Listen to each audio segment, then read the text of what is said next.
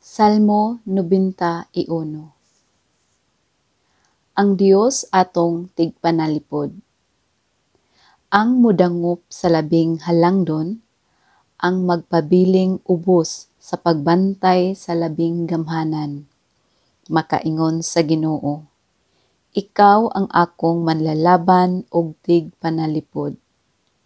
Ikaw ang akong Dios, ug kanimo nagsalig ako.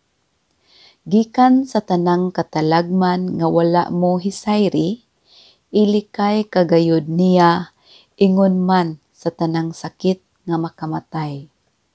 Tabunan kaniya sa iyang mga pako, ug dili kagayod maunsa, ubos sa iyang pag-atiman.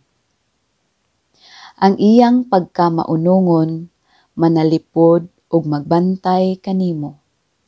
Dili kaunya mahadlok sa mga katalagman sa kagabhion o sa mga udyong nga naghadyong panahon sa adlaw o sa mga sakit nga muhampak diha sa kangitngit o sa kadautan nga mulaglag panahon sa adlaw. Mahimong mga pukan ang usa ka libo diha sa imong kiliran. Napulo ka libo, libot kanimo, apan, dili kagayod maunsa. Makita muunya unsaon pagsilot ang mga dautan. Kay gihimo mumang dalangpanan ang Ginoo, ang labing halangdon nga imong tigpanalipod.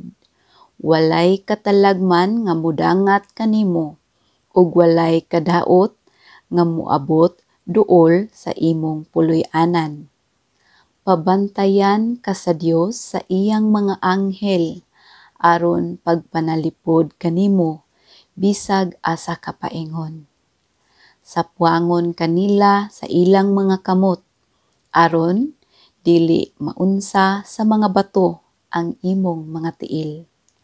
Tumban mo ang mga leyon ug mga bitin, mga mapintas nga leyon ug mga bitin nga malala.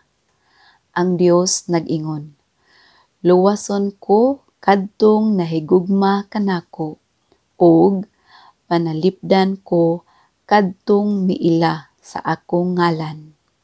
Sa dihang sangpiton ako nila, tubagon ko sila. Mag-uban ako kanila sa dihang sila anaa sa kalisdanan. Luwason ko sila og pasidunggan. Gantihan ko silag taas nga kinabuhi og luwason ko gayod sila.